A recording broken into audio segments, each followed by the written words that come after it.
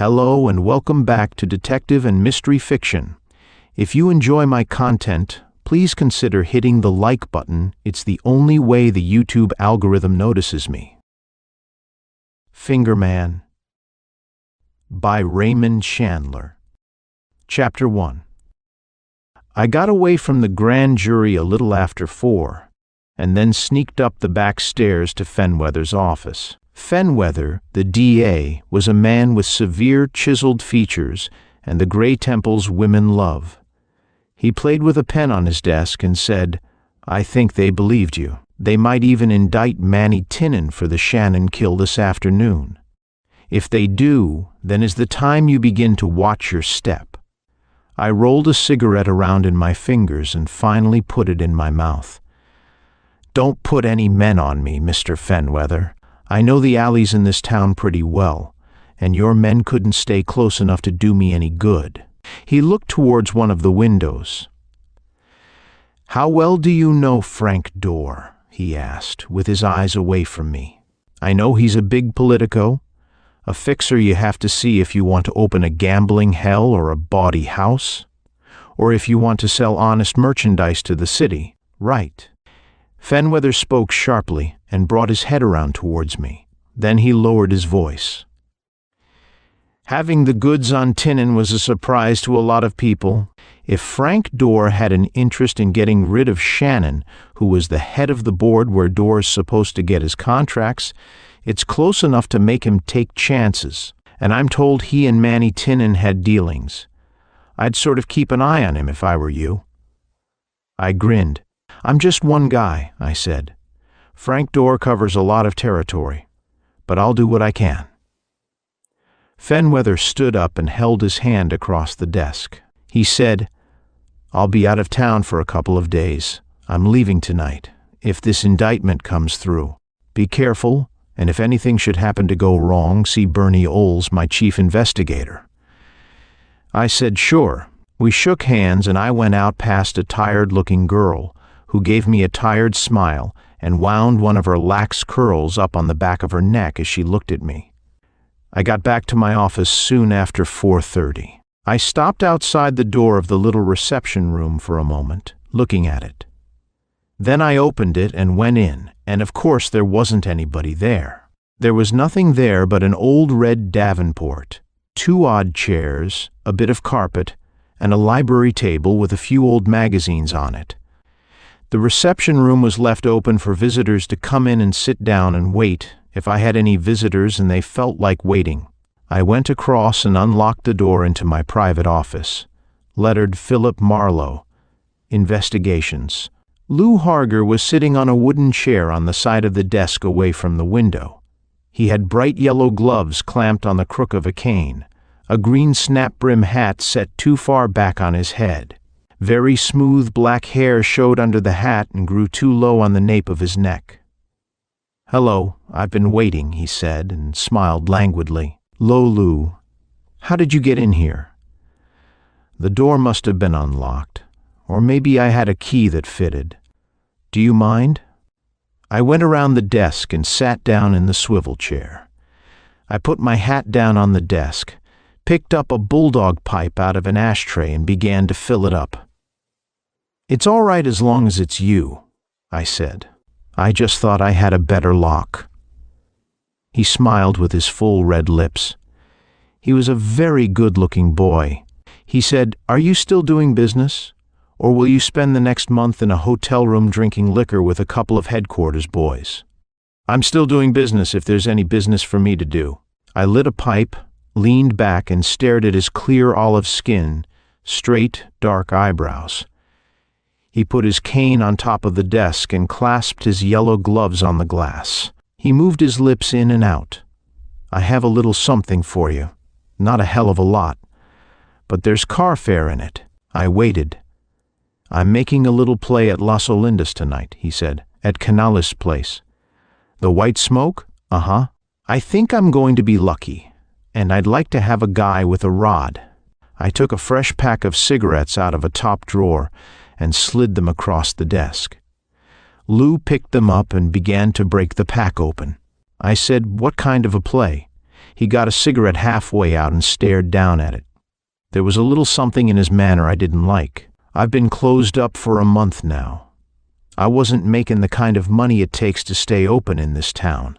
The headquarters boys have been putting the pressure on since repeal.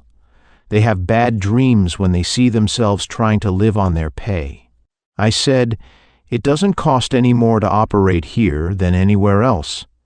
And here you pay it all to one organization. That's something. Lou Harger jabbed the cigarette in his mouth. Yeah, Frank Dorr, he snarled. That fat, blood-sucking son of a bitch. I didn't say anything. I was way past the age when it's fun to swear at people you can't hurt. I watched Lou light his cigarette with my desk lighter. He went on, through a puff of smoke. It's a laugh, in a way. Canales bought a new wheel from some grafters in the sheriff's office. I know Pina, Canales' head croupier, pretty well. The wheel is one they took away from me. It's got bugs, and I know the bugs. And Canales don't. That sounds just like Canales, I said. Lou didn't look at me. He gets a nice crowd down there, he said. He has a small dance floor and a 5-piece Mexican band to help the customers relax. They dance a bit and then go back for another trimming instead of going away disgusted. I said, what do you do? I guess you might call it a system, he said softly, and looked at me under his long lashes. I looked away from him, looked around the room. It had a rust-red carpet, 5 green filing cases in a row under an advertising calendar, an old costumer in the corner, a few walnut chairs, net curtains over the windows. The fringe of the curtains was dirty from blowing about in the draft. There was a bar of late sunlight across my desk, and it showed up the dust. I get it like this, I said. You think you have that roulette wheel tamed, and you expect to win enough money so that Canales will be mad at you. You'd like to have some protection along me. I think it's screwy. It's not screwy at all, Lou said. Any roulette wheel has a tendency to work in a certain rhythm. If you know the wheel very well indeed. I smiled and shrugged. Okay, I wouldn't know about that. I don't know enough roulette. It sounds to me like you're being a sucker for your own racket, but I could be wrong, and that's not the point anyway. What is? Lou asked thinly. I'm not much stuck on bodyguarding, but maybe that's not the point either. I take it I'm supposed to think this play is on the level. Suppose I don't, and walk out on you, and you get in a box? Or suppose I think everything is aces, but Canales don't agree with me and gets nasty. That's why I need a guy with a rod, Lou said, without moving a muscle except to speak. I said evenly, if I'm tough enough for the job, and I didn't know I was, that still isn't what worries me. Forget it, Lou said. It breaks me up enough to know you're worried. I smiled a little more and watched his yellow gloves moving around on top of the desk, moving too much.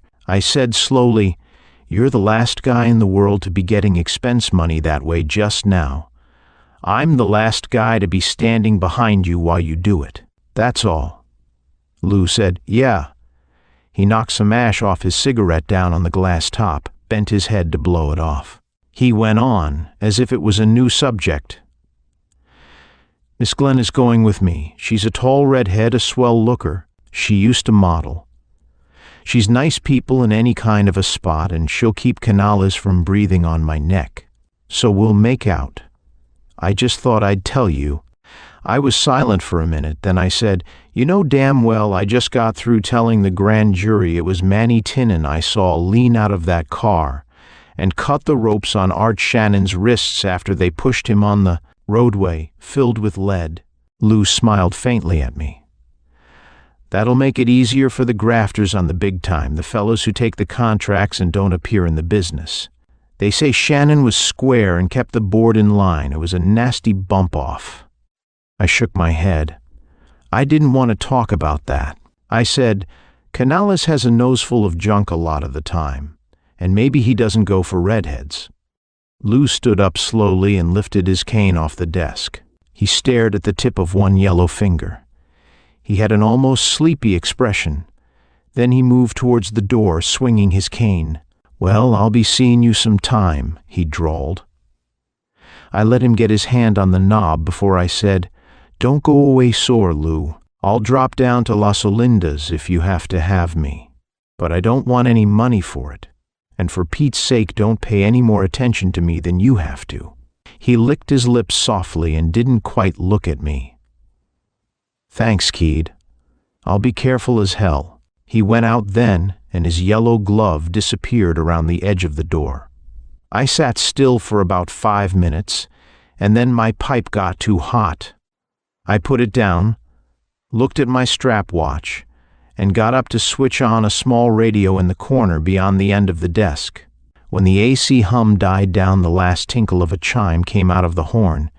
Then a voice was saying, "KLI now brings you its regular early evening broadcast of local news releases.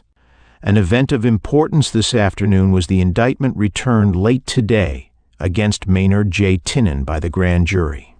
Tinnan is a well-known City Hall lobbyist and man about town.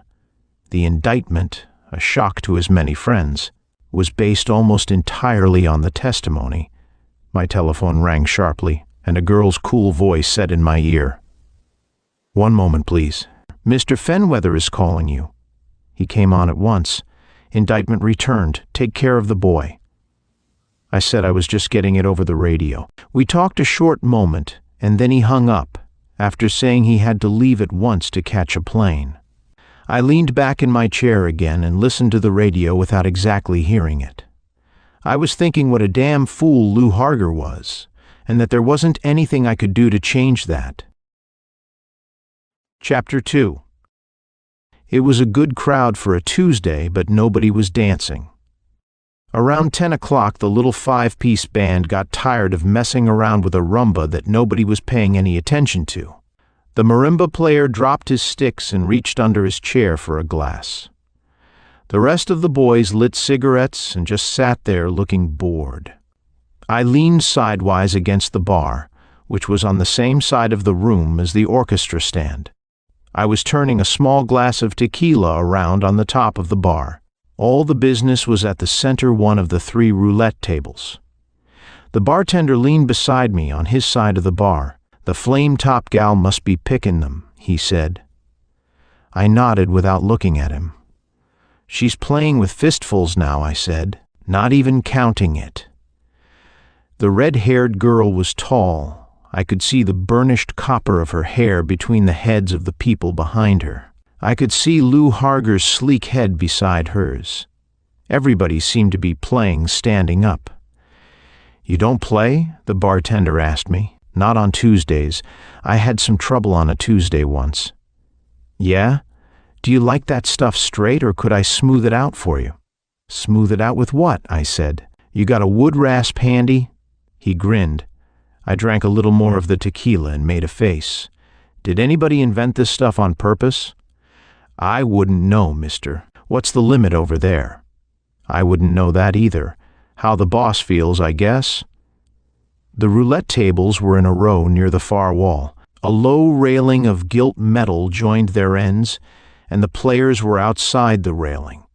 Some kind of a confused wrangle started at the center table. 6 people at the 2 end tables grabbed their chips up and moved across. Then a clear, very polite voice with a slightly foreign accent spoke out, "If you will just be patient, madame. Mr. Canales will be here in a minute." I went across, squeezed near the railing. 2 croupiers stood near me with their heads together and their eyes looking sidewise. One moved a rake slowly back and forth beside the idle wheel. They were staring at the red-haired girl. She wore a high-cut black evening gown. She had fine white shoulders, was something less than beautiful and more than pretty. She was leaning on the edge of the table, in front of the wheel. Her long eyelashes were twitching. There was a big pile of money and chips in front of her. She spoke monotonously, as if she had said the same thing several times already. "Get busy and spin that wheel. You take it away fast enough, but you don't like to dish it out."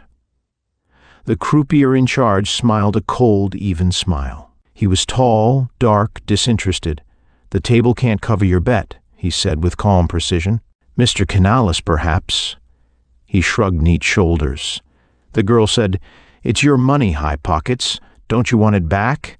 Lou Harger licked his lips beside her, put a hand on her arm, stared at the pile of money with hot eyes.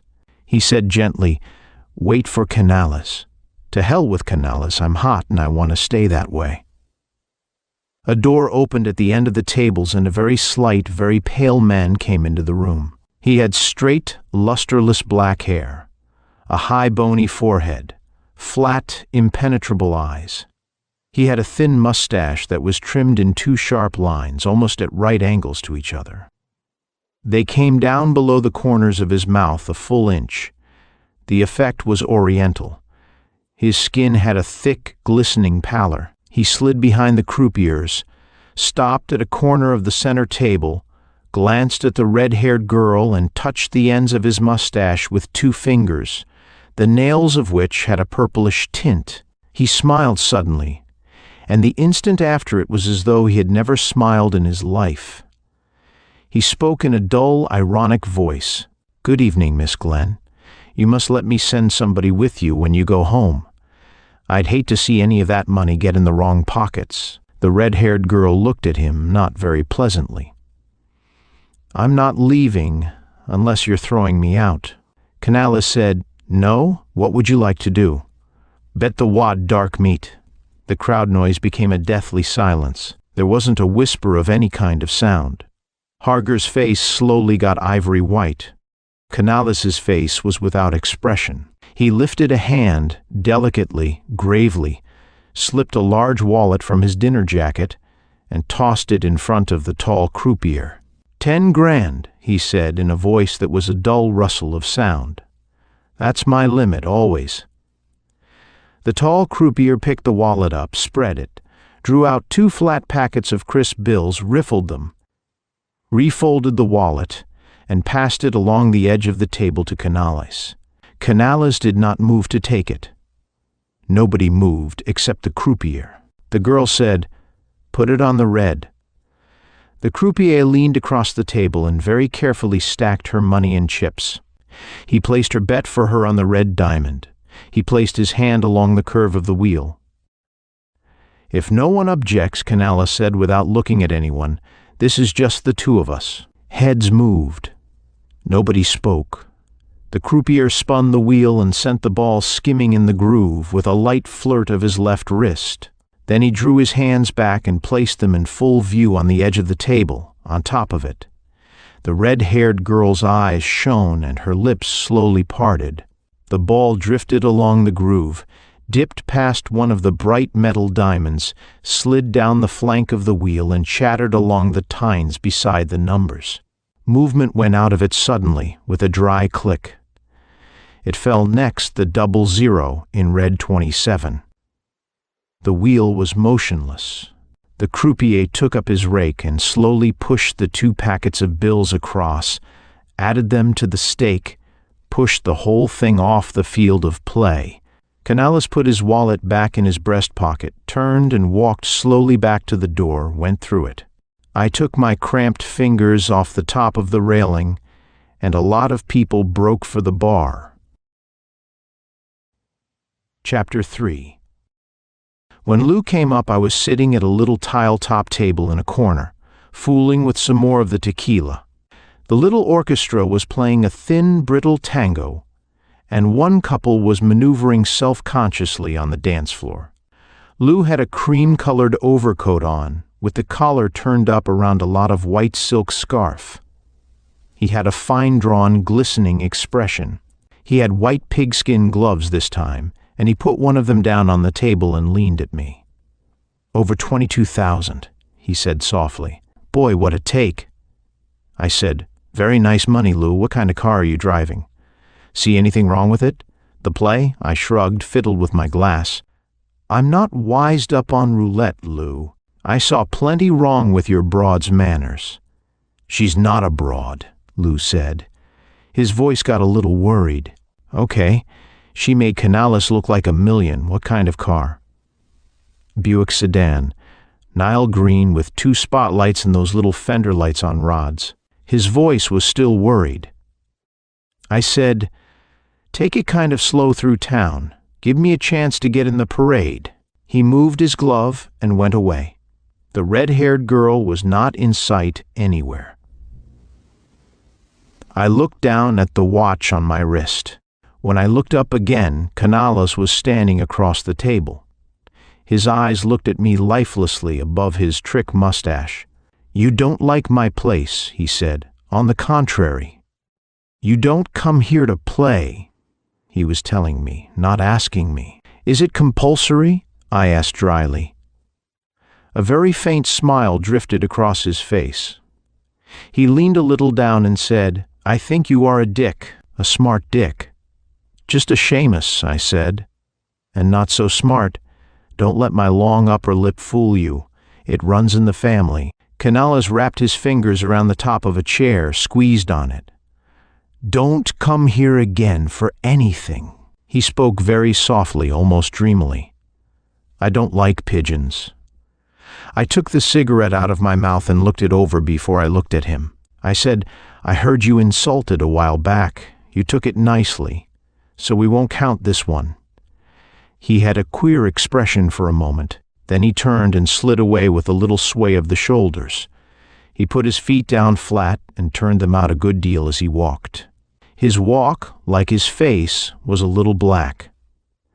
I got up and went out through the big white double doors into a dim lobby, got my hat and coat and put them on. I went out through another pair of double doors onto a wide veranda with scrollwork along the edge of its roof. There was sea fog in the air, and the wind-blown Monterey cypresses in front of the house dripped with it. The grounds sloped gently into the dark for a long distance. Fog hid the ocean. I had parked the car out on the street, on the other side of the house. I drew my hat down and walked soundlessly on the damp moss that covered the driveway, rounded a corner of the porch, and stopped rigidly. A man just in front of me was holding a gun, but he didn't see me. He was holding the gun down at his side, pressed against the material of his overcoat, and his big hand made it look quite small. The dim light that reflected from the barrel seemed to come out of the fog, to be part of the fog. He was a big man, and he stood very still, poised on the balls of his feet. I lifted my right hand very slowly and opened the top 2 buttons of my coat, reached inside and drew out a long .38 with a 6-inch barrel.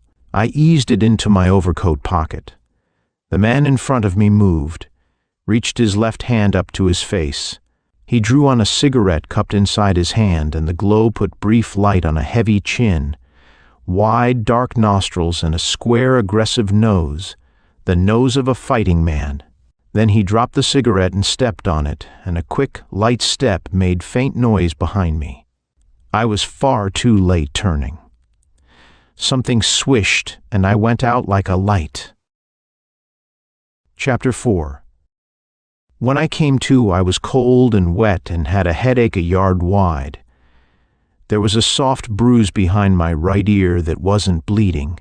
I had been put down with a sap. I got up off my back and saw that I was a few yards from the driveway, between 2 trees that were wet with fog. There was some mud on the backs of my shoes. I had been dragged off the path, but not very far. I went through my pockets. My gun was gone, of course, but that was all. That and the idea that this excursion was all fun. I nosed around through the fog, didn't find anything or see anyone, gave up bothering about that, and went along the blank side of the house to a curving line of palm trees and an old-type arc light that hissed and flickered, over the entrance to a sort of lane where I had stuck the 1925 Marmon touring car I still used for transportation. I got into it after wiping the seat off with a towel, teased the motor alive, and choked it along to a big empty street with disused car tracks in the middle. I went from there to Decazens Boulevard, which was the main drag of Las Olindas, and was called after the man who built Canales' place long ago. After a while there was town, buildings, dead-looking stores, a service station with a night bell, and at last a drugstore which was still open. A dolled-up sedan was parked in front of the drugstore, and I parked behind that, got out, and saw that a hatless man was sitting at the counter, talking to a clerk in a blue smock. They seemed to have the world to themselves. I started to go in. Then I stopped and took another look at the dolled-up sedan. It was a Buick and of a color that could have been Nile green in daylight. It had 2 spotlights and 2 little egg-shaped amber lights stuck up on thin nickel rods clamped to the front fenders. The window by the driver's seat was down. I went back to the Marmon and got a flash, reached in and twisted the license holder of the Buick around, put the light on it quickly, then off again. It was registered to Louis and Harger. I got rid of the flash and went into the drugstore.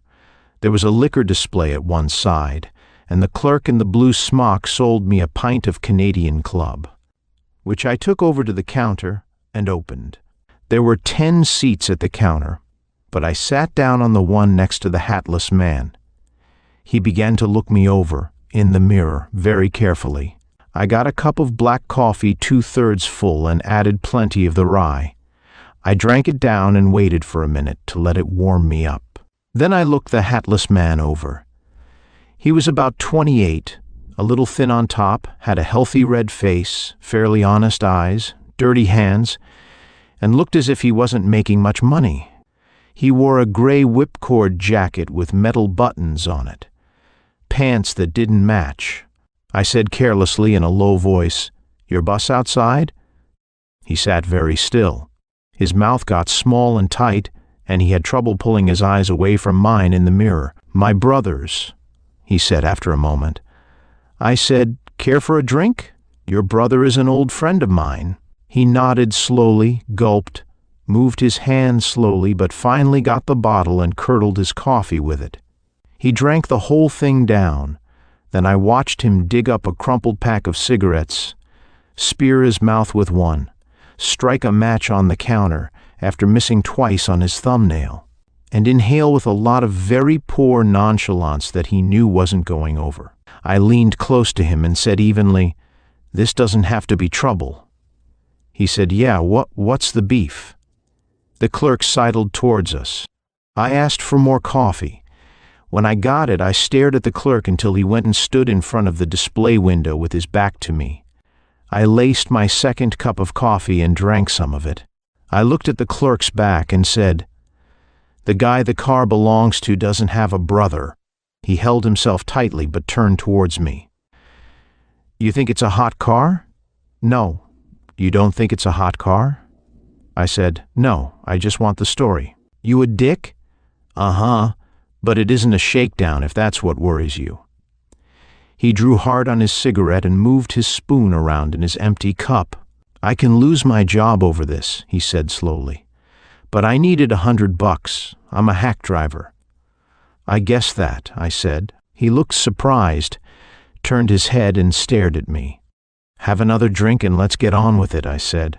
"Car thieves don't park them on the main drag and then sit around in drugstores."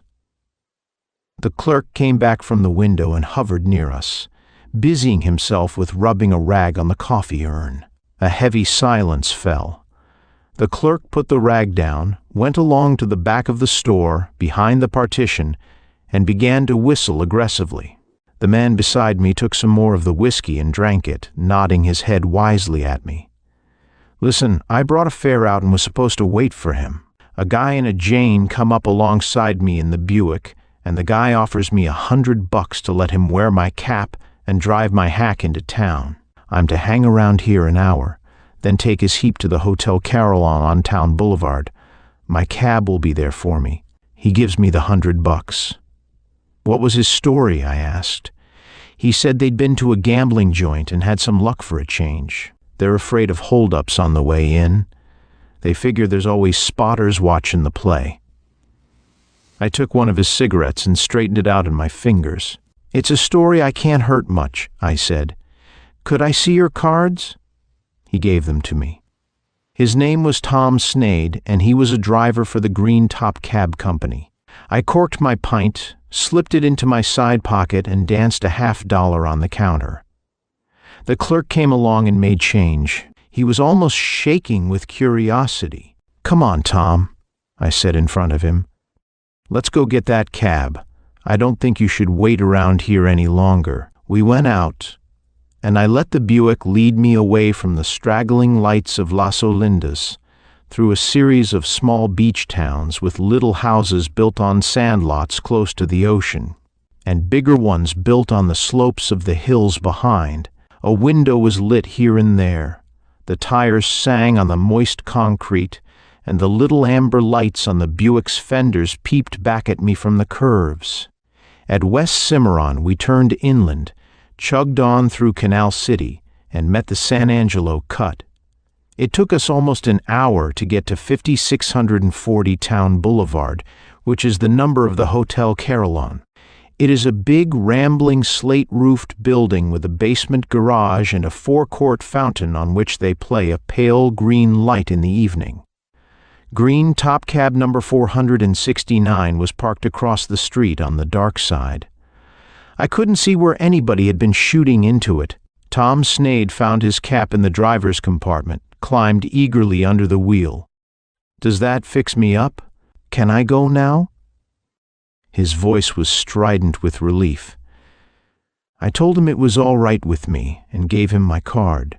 It was 12 minutes past 1 as he took the corner. I climbed into the Buick and tooled it down the ramp to the garage and left it with a colored boy who was dusting cars in slow motion. I went around to the lobby. The clerk was an ascetic-looking young man who was reading a volume of California appellate decisions under the switchboard light.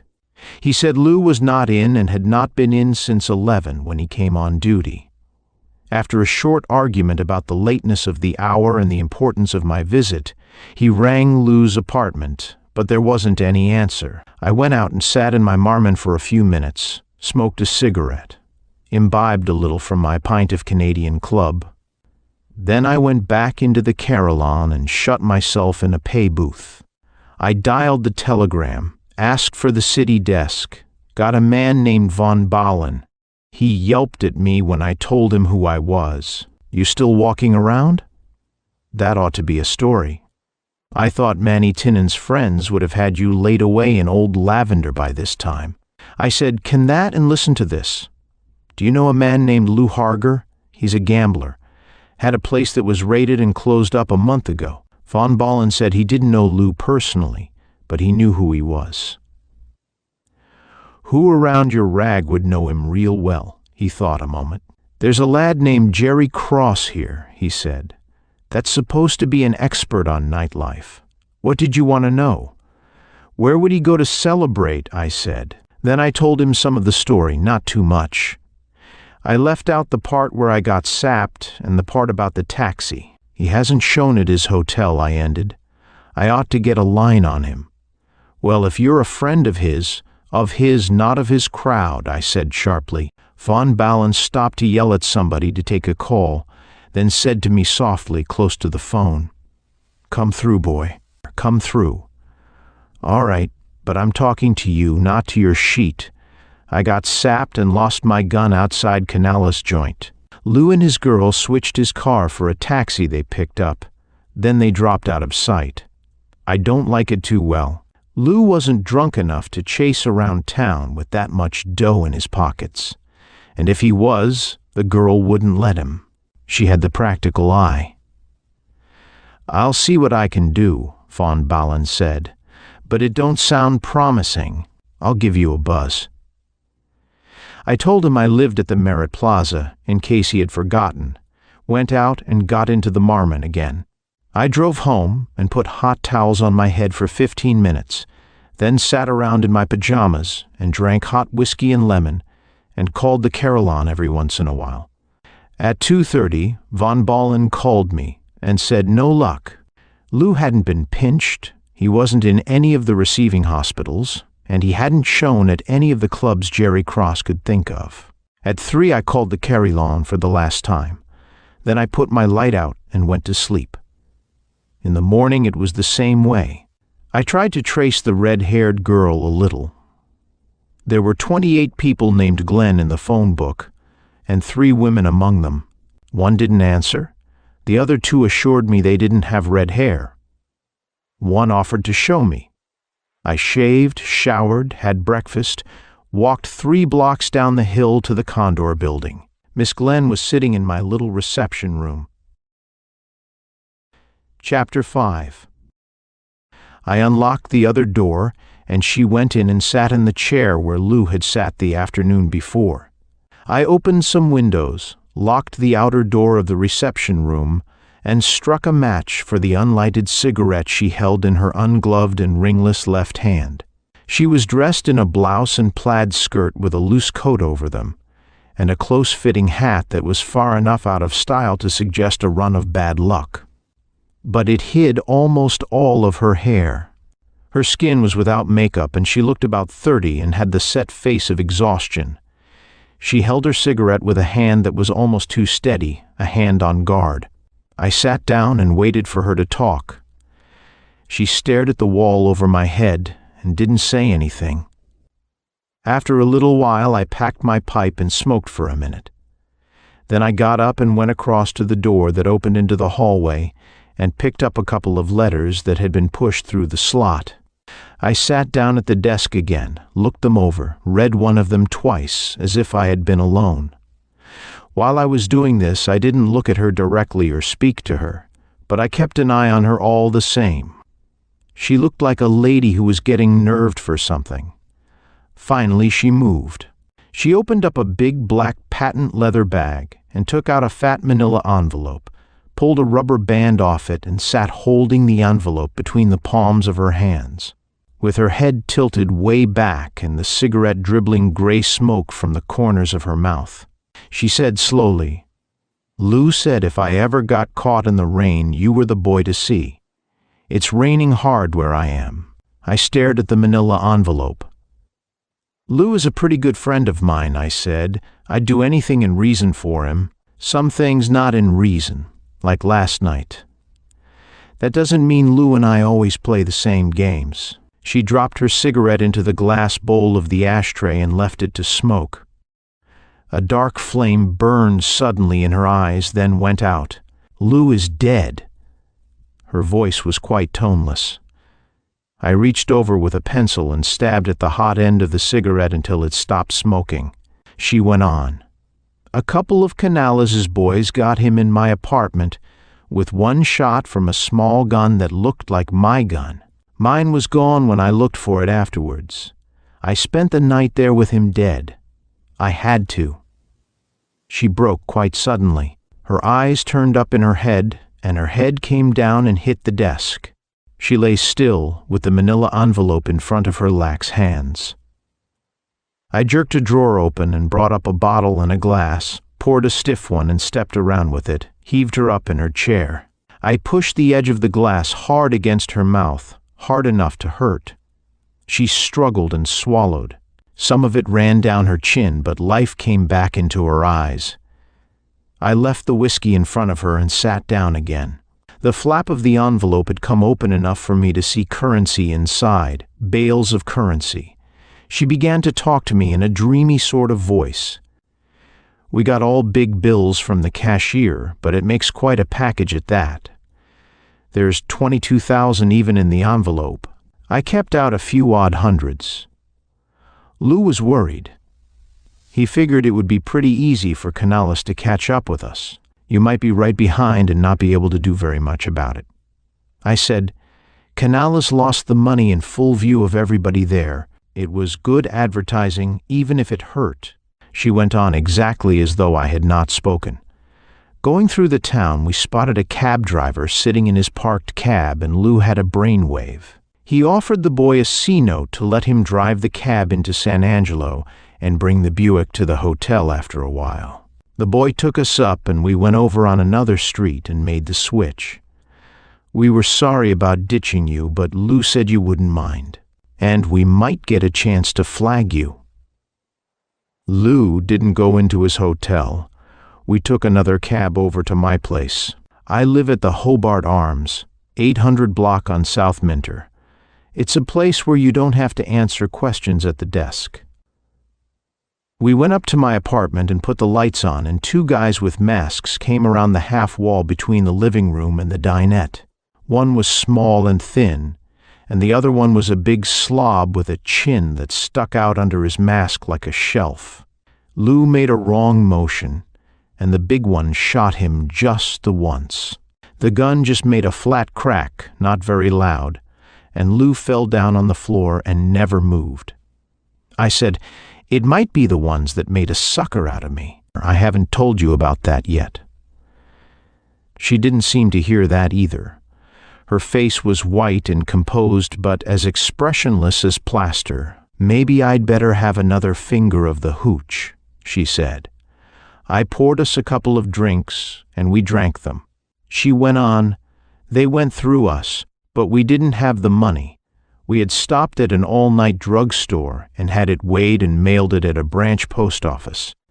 They went through the apartment, but of course we had just come in and hadn't had time to hide anything.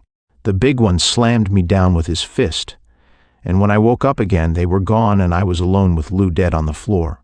She pointed to a mark on the angle of her jaw. There was something there, but it didn't show much.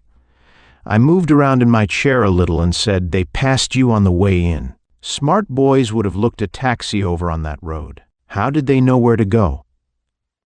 "I thought that out during the night," Miss Glenn said. "Canales knows where I live. He followed me home once and tried to get me to ask him up." "Yeah," I said, "but why did they go to your place and how did they get in?" "That's not hard. There's a ledge just below the windows and a man could edge along it to the fire escape. They probably had other boys covering Lou's hotel. We thought of that chance, but we didn't think about my place being known to them." "Tell me the rest of it," I said. "The money was mailed to me," Miss Glenn explained. "Lou was a swell boy, but a girl has to protect herself. That's why I had to stay there last night with Lou dead on the floor, until the mail came. Then I came over here." I got up and looked out of the window. A fat girl was pounding a typewriter across the court. I could hear the clack of it. I sat down again, stared at my thumb. "Did they plant the gun?" I asked. "Not unless it's under him. I didn't look there. They let you off too easy. Maybe it wasn't Canales at all. Did Lou open his heart to you much?" She shook her head quietly. Her eyes were slate blue now and thoughtful without the blank stare. "All right," I said. "Just what did you think of having me do about it all?" She narrowed her eyes a little, then put a hand out and pushed the bulging envelope slowly across the desk. "I'm no baby and I'm in a jam. But I'm not going to the cleaners just the same. Half of this money is mine, and I want it with a clean getaway, 1/2 net. If I'd called the law last night, there'd have been a way to chisel me out of it. I think Lou would like you to have his half, if you want to play with me." I said, "It's big money to flash at a private dick, Miss Glenn," and smiled wearily. "You're a little worse off for not calling cops last night, but there's an answer to anything they might say. I think I'd better go over there and see what's broken, if anything." She leaned forward quickly and said, "Will you take care of the money? Dare you?" "Sure, I'll pop downstairs and put it in a safe deposit box. You can hold one of the keys and we'll talk split later on. I think it would be a swell idea if Canales knew he had to see me. And still sweller if you hid out in a little hotel where I have a friend, at least until I nose around a bit." She nodded. I put my hat on and put the envelope inside my belt. I went out, telling her there was a gun in the top left-hand drawer if she felt nervous. When I got back, she didn't seem to have moved, but she said she had phoned Canales' place and left a message for him she thought he would understand. We went by rather devious ways to the Lorraine. At Brant and Avenue C, nobody shot at us going over, and as far as I could see, we were not trailed. I shook hands with Jim Dolan, the day clerk at the Lorraine, with a 20 folded in my hand. He put his hand in his pocket and said he would be glad to see that Miss Thompson was not bothered. I left. There was nothing in the noon paper about Lou Harger of the Hobart Arms. Chapter 6. The Hobart Arms was just another apartment house, in a block lined with them. It was 6 stories high and had a buff front. A lot of cars were parked at both curbs all along the block. I drove through slowly and looked things over. The neighborhood didn't have the look of having been excited about anything in the immediate past. It was peaceful and sunny, and the parked cars had a settled look, as if they were right at home. I circled into an alley with a high board fence on each side and a lot of flimsy garages cutting it. I parked beside one that had a for rent sign and went between two garbage cans into the concrete yard of the Hobart Arms, along the side to the street. A man was putting golf clubs into the back of a coupe. In the lobby, a Filipino was dragging a vacuum cleaner over the rug and a dark Jewess was writing at the switchboard. I used the automatic elevator and prowled along an upper corridor to the last door on the left. I knocked, waited, knocked again, went in with Miss Glenn's key. Nobody was dead on the floor. I looked at myself in the mirror that was the back of a pull-down bed, went across and looked out of a window. There was a ledge below that had once been a coping. It ran along to the fire escape. A blind man could have walked in. I didn't notice anything like footmarks in the dust on it. There was nothing in the dinette or kitchen except what belonged there. The bedroom had a cheerful carpet and painted gray walls. There was a lot of junk in the corner, around a wastebasket, and a broken comb on the dresser held a few strands of red hair. The closets were empty except for some gin bottles. I went back to the living room, looked behind the wall bed, stood around for a minute, left the apartment. The Filipino in the lobby had made about 3 yards with the vacuum cleaner. I leaned on the counter beside the switchboard. "Miss Glenn?" The dark Jewess said 524 and made a check mark on the laundry list. "She's not in. Has she been in lately?" She glanced up at me. "I haven't noticed. What is it, a bill?" I said I was just a friend, thanked her, and went away. That established the fact that there had been no excitement in Miss Glenn's apartment. I went back to the alley and the Marmon. I hadn't believed it quite the way Miss Glenn told it anyhow. I crossed Cordova, drove a block and stopped beside a forgotten drugstore that slept behind 2 giant pepper trees and a dusty, cluttered window. It had a single pay booth in the corner. An old man shuffled towards me wistfully, then went away when he saw what I wanted, lowered a pair of steel spectacles onto the end of his nose and sat down again with his newspaper. I dropped my nickel, dialed, and a girl's voice said, "Telegram," with a tinny drawl. I asked for Von Ballen. When I got him and he knew who it was, I could hear him clearing his throat. Then his voice came close to the phone and said very distinctly, "I've got something for you, but it's bad. I'm sorry as all hell. Your friend Harger is in the morgue. We got a flash about 10 minutes ago." I leaned against the wall of the booth and felt my eyes getting haggard. I said, "What else did you get?" "Couple of radio cops picked him up in somebody's front yard or something in West Cimarron. He was shot through the heart. It happened last night, but for some reason they only just put out the identification." I said, "West Cimarron, huh?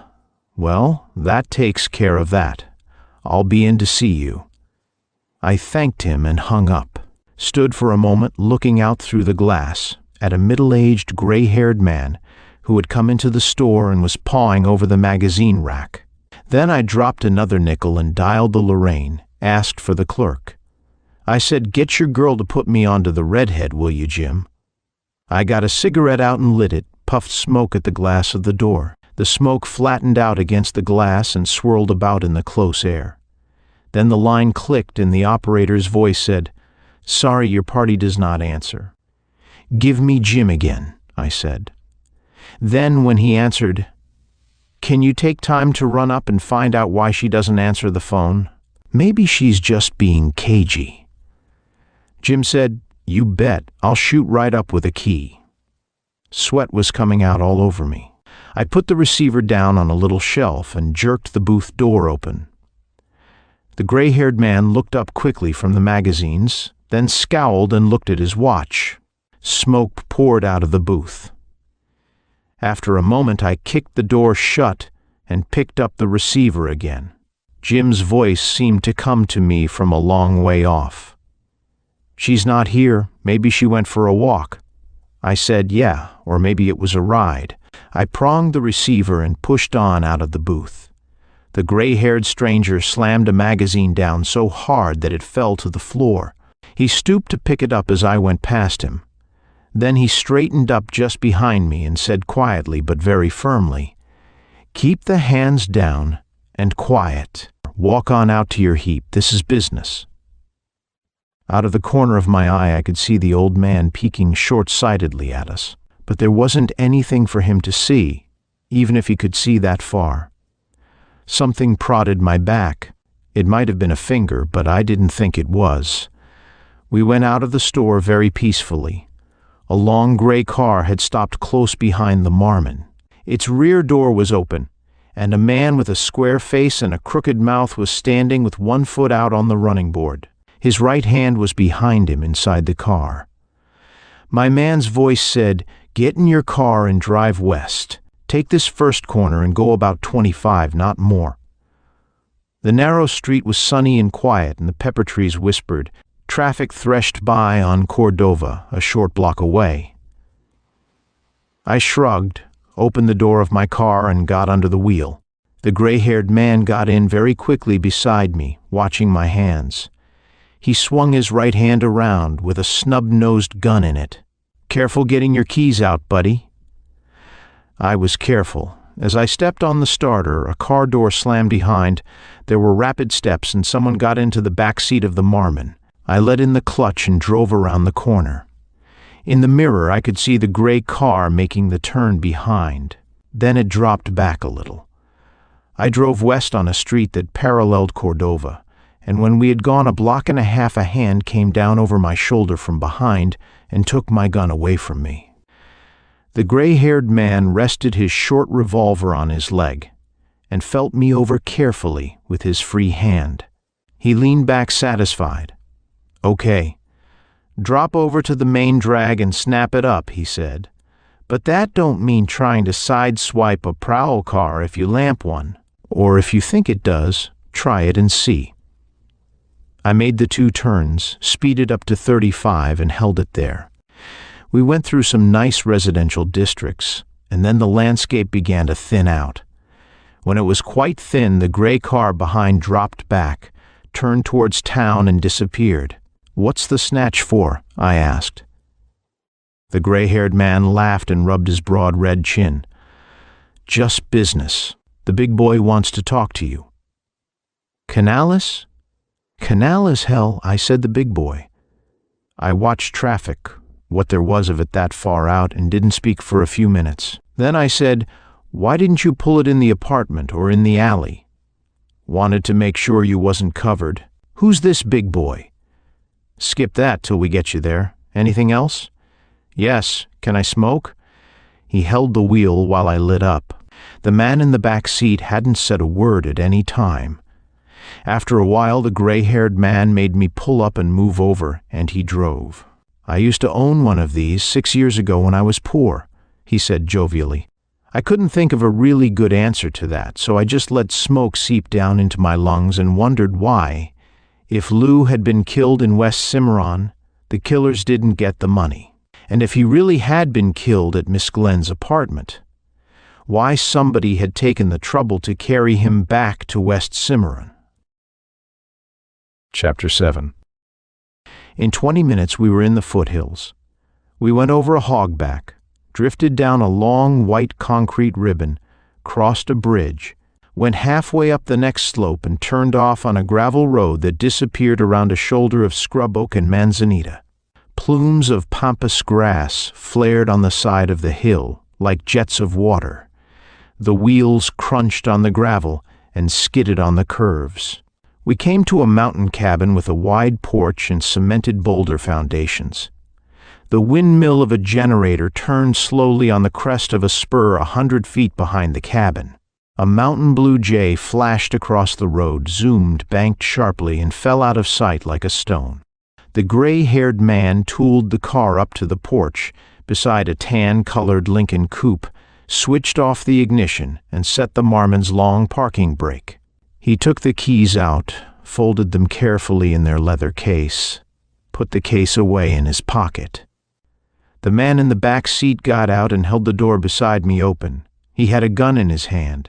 I got out. The gray-haired man got out. We all went into the house. There was a big room with walls of knotted pine, beautifully polished. We went across it walking on Indian rugs, and the gray-haired man knocked carefully on a door. A voice shouted, "What is it?" The gray-haired man put his face against the door and said, "Beasley and the guy you wanted to talk to." The voice inside said to come on in. Beasley opened the door, pushed me through it, and shut it behind me. It was another big room with knotted pine walls and Indian rugs on the floor. A driftwood fire hissed and puffed on a stone hearth. The man who sat behind a flat desk was Frank Dorr, the Politico. He was the kind of man who liked to have a desk in front of him and shove his fat stomach against it and fiddle with things on it and look very wise. He had a fat, muddy face, a thin fringe of white hair that stuck up a little, small, sharp eyes, small and very delicate hands. What I could see of him was dressed in a slovenly gray suit, and there was a large black Persian cat on the desk in front of him. He was scratching the cat's head with one of his little neat hands, and the cat was leaning against his hand. Its busy tail flowed over the edge of the desk and fell straight down. He said, "Sit down," without looking away from the cat. I sat down in a leather chair with a very low seat. Dorr said, "How do you like it up here? Kind of nice, ain't it? This is Toby, my girlfriend. Only girlfriend I got. Ain't you, Toby?" I said, "I like it up here, but I don't like the way I got here." Dorr raised his head a few inches and looked at me with his mouth slightly open.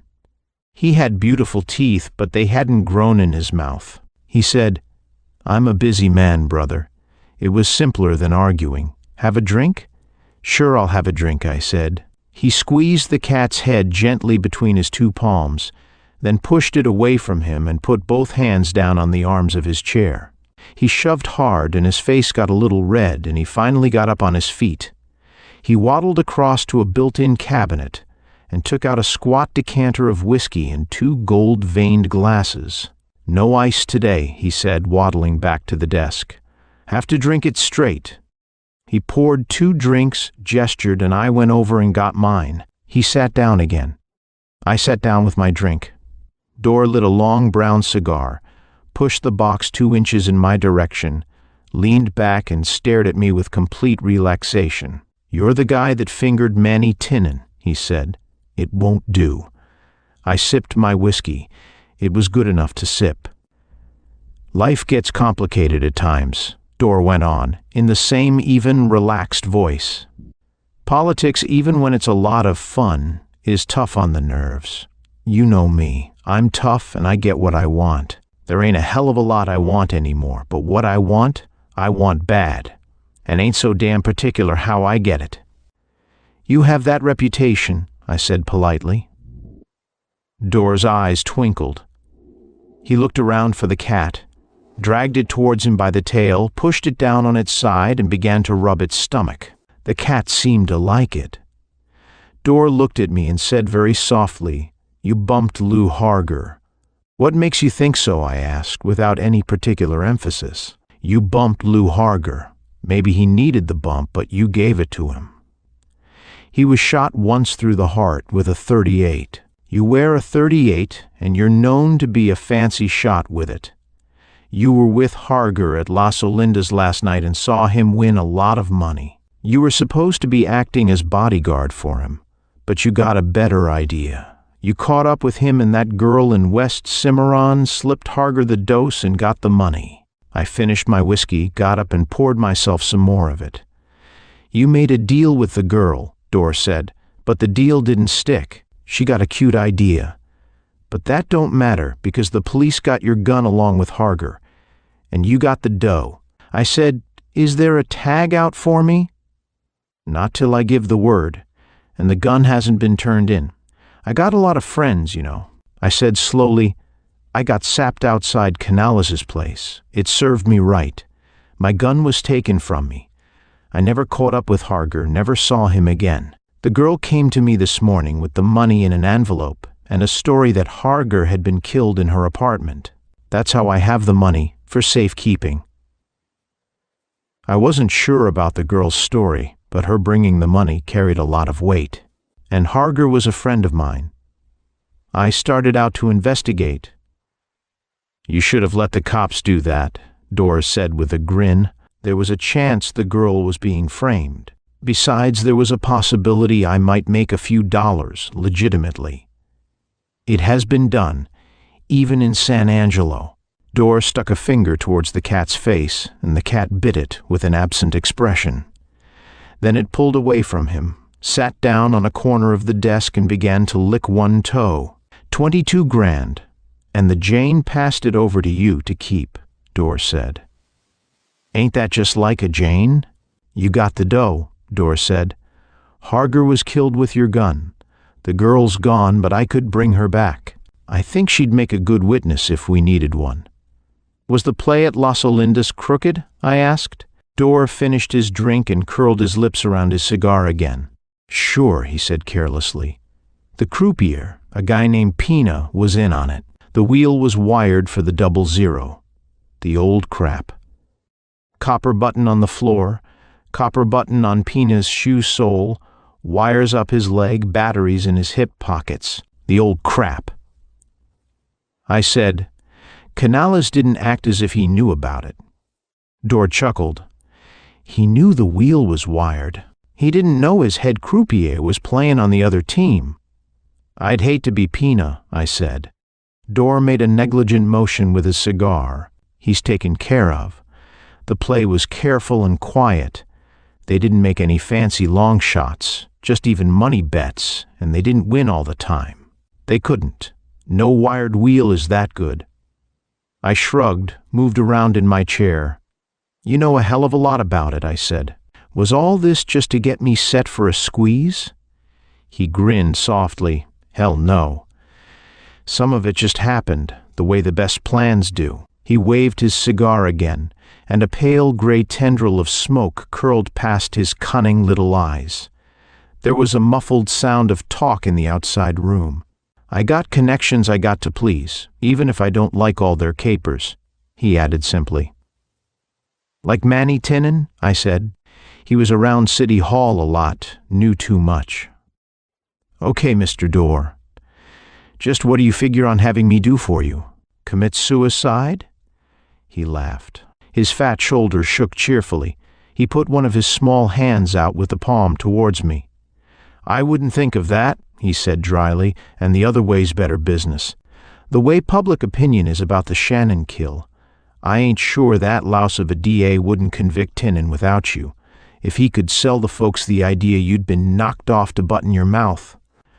I got up out of my chair, went over and leaned on the desk, leaned across it towards Dorr. He said, "No funny business," a little sharply and breathlessly. His hand went to a drawer and got it half open. His movements with his hands were very quick in contrast with the movements of his body. I smiled down at the hand and he took it away from the drawer. I saw a gun just inside the drawer.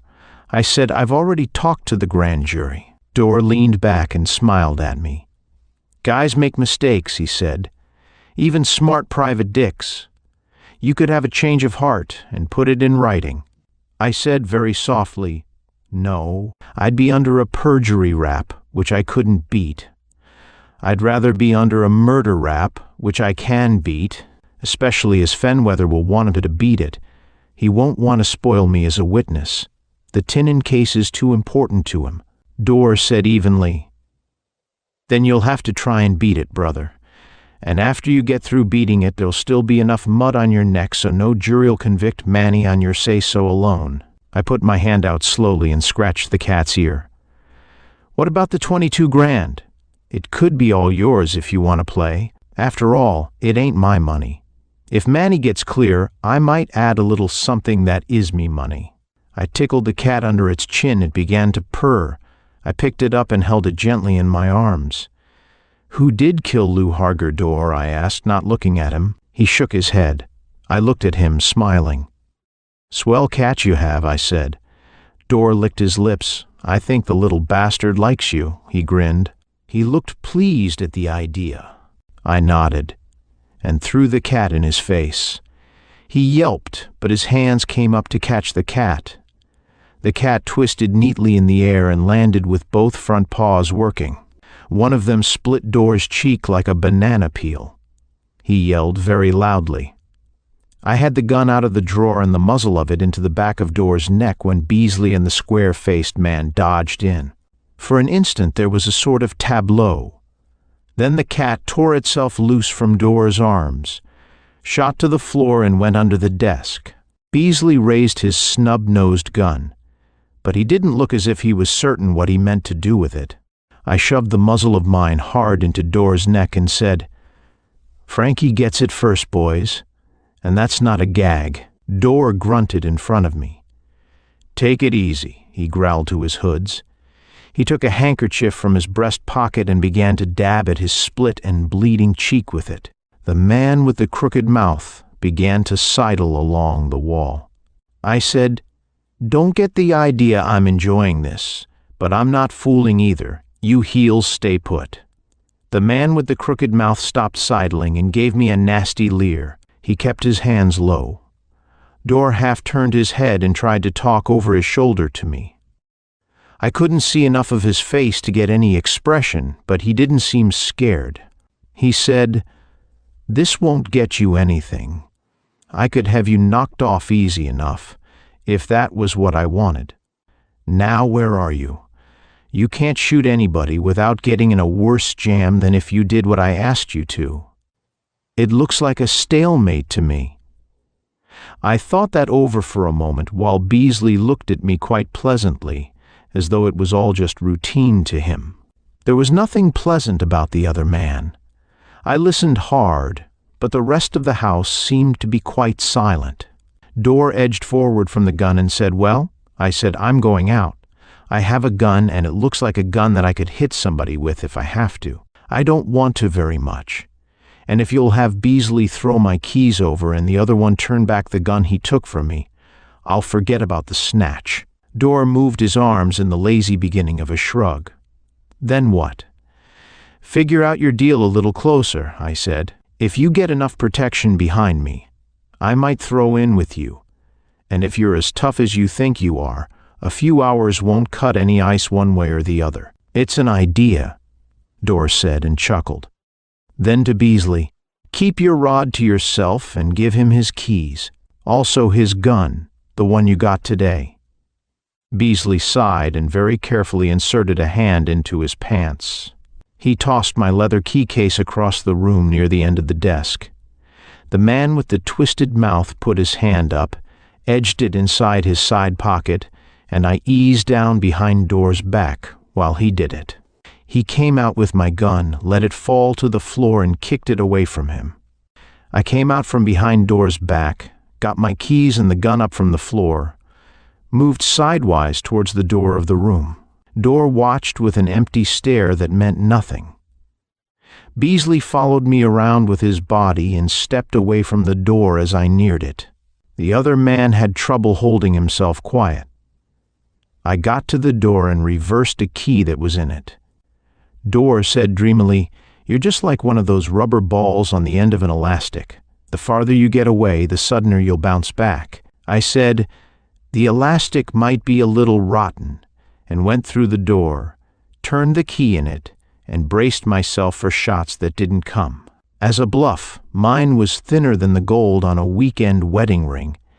It worked because Dorr let it, and that was all. I got out of the house, got the Marmon started, and wrangled it around, and sent it skidding past the shoulder of the hill and so on down to the highway. There was no sound of anything coming after me. When I reached the concrete highway bridge, it was a little past 2:00, and I drove with one hand for a while and wiped the sweat off the back of my neck. Chapter 8. The morgue was at the end of a long and bright and silent corridor that branched off from behind the main lobby of the county building. The corridor ended in 2 doors and a blank wall faced with marble. One door had "Inquest Room" lettered on a glass panel behind which there was no light. The other opened into a small, cheerful office. A man with gander blue eyes and rust-colored hair parted in the exact center of his head was pawing over some printed forms at a table. He looked up, looked me over, and then suddenly smiled. I said, "Hello, Landon, remember the Shelby case?" The bright blue eyes twinkled. He got up and came around the table with his hand out.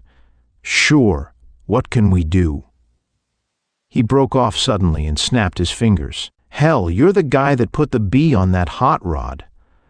I tossed a butt through the open door into the corridor. "That's not why I'm here," I said. "Anyhow, not this time. There's a fellow named Louis Harger, picked up shot last night or this morning in West Cimarron as I get it. Could I take a look-see?" "They can't stop you," Landon said. He led the way through a door on the far side of his office, into a place that was all white paint and white enamel and glass and bright light. Against one wall was a double tier of large bins with glass windows in them. Through the peepholes showed bundles in white sheeting, and further back, frosted pipes. A body covered with a sheet lay on a table that was high at the head and sloped down to the foot. Landon pulled the sheet down casually from a man's dead, placid, yellowish face. Long black hair lay loosely on a small pillow, with the dankness of water still in it. The eyes were half open and stared incuriously at the ceiling. I stepped close, looked at the face. Landon pulled the sheet on down and rapped his knuckles on a chest that rang hollowly, like a board. There was a bullet hole over the heart. "Nice clean shot," he said. I turned away quickly, got a cigarette out and rolled it around in my fingers. I stared at the floor. Who identified him? "Stuff in his pockets," Landon said. "We're checking his prints, of course. You know him?" I said yes. Landon scratched the base of his chin softly with his thumbnail. We walked back into the office and Landon went behind his table and sat down. He thumbed over some papers, separated one from the pile, and studied it for a moment. He said, "A sheriff's radio car found him at 12:35 a.m. on the side of the old road out of West Cimarron, a quarter of a mile from where the cutoff starts. That isn't traveled much, but the prowl car takes a slant down it now and then looking for petting parties." I said, "Can you say how long he had been dead?" "Not very long. He was still warm and the nights are cool along there." I put my unlighted cigarette in my mouth and moved it up and down with my lips. "And I bet you took a long 38 out of him," I said. "How did you know that?" Landon asked quickly. "I just guess. It's that sort of hole." He stared at me with bright, interested eyes. I thanked him, said I'd be seeing him, went through the door and lit my cigarette in the corridor. I walked back to the elevators and got into one, rode to the 7th floor. Then went along another corridor exactly like the one below, except that it didn't lead to the morgue. It led to some small, bare offices that were used by the district attorney's investigators. Halfway along, I opened a door and went into one of them. Bernie Oles was sitting humped loosely at a desk placed against the wall. He was the chief investigator Fenweather had told me to see, if I got into any kind of a jam. He was a medium-sized, bland man with white eyebrows and an out-thrust, very deeply cleft chin. There was another desk against the other wall, a couple of hard chairs, a brass spittoon on a rubber mat, and very little else. Oles nodded casually at me, got out of his chair and fixed the door latch. Then he got a flat tin of little cigars out of his desk, lit one of them, pushed the tin along the desk and stared at me along his nose. I sat down in one of the straight chairs and tilted it back. Oles said, "Well?" "It's Lou Harger," I said. I thought maybe it wasn't. "The hell you did. I could have told you it was Harger." Somebody tried the handle of the door, then knocked. Oles paid no attention. Whoever it was went away. I said slowly, "He was killed between 11:30 and 12:35. There was just time for the job to be done where he was found. There wasn't time for it to be done the way the girl said. There wasn't time for me to do it." Oles said, "Yeah, maybe you could prove that. And then maybe you could prove a friend of yours didn't do it with your gun." I said, "A friend of mine wouldn't be likely to do it with my gun, if he was a friend of mine." Oles grunted, smiled sourly at me sidewise. He said, "Most anyone would think that. That's why he might have done it." I let the legs of my chair settle to the floor. I stared at him. "Would I come and tell you about the money and the gun, everything that ties me to it?" Oles said expressionlessly, "You would if you knew damn well somebody else had already told it for you." I said, "Dorr wouldn't lose much time." I pinched my cigarette out and flipped it towards the brass cuspidor. Then I stood up. "Okay. There's no tag out for me yet, so I'll go over and tell my story." Oles said, "Sit down a minute." I sat down. He took his little cigar out of his mouth and flung it away from him with a savage gesture. It rolled along the brown linoleum and smoked in the corner. He put his arms down on the desk and drummed with the fingers of both hands. His lower lip came forward and pressed his upper lip back against his teeth. "Dorr probably knows you're here now," he said. "The only reason you ain't in the tank upstairs is they're not sure, but it would be better to knock you off and take a chance. If Fenweather loses the election, I'll be all washed up if I mess around with you." I said, "If he convicts Manny Tinnan, he won't lose the election." Oles took another of the little cigars out of the box and lit it. He picked his hat off the desk, fingered it a moment, put it on. "Why'd the redhead give you that song and dance about the bump in her apartment, the stiff on the floor, all that hot comedy?" "They wanted me to go over there. They figured I'd go to see if a gun was planted, maybe just to check up on her. That got me away from the busy part of town. They could tell better if the DA had any boys watching my blind side." "That's just a guess," Oles said sourly. I said, "Sure." Oles swung his thick legs around, planted his feet hard and leaned his hands on his knees. The little cigar twitched in the corner of his mouth.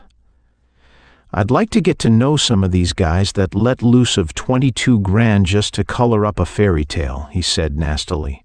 I stood up again and went past him towards the door. Oles said, "What's the hurry?" I turned around and shrugged, looked at him blankly. "You don't act very interested," I said. He climbed to his feet, said wearily, "The hack driver's most likely a dirty little crook, but it might just be Dorr's lads don't know he rates in this. Let's go get him while his memory's fresh." Chapter 9. The Green Top garage was on De Viveras, 3 blocks east of Maine. I pulled the marmot up in front of a fire plug and got out. Oles slumped in the seat and growled, "I'll stay here. Maybe I can spot a tail." I went into a huge echoing garage, in the inner gloom of which a few brand-new paint jobs were splashes of sudden color.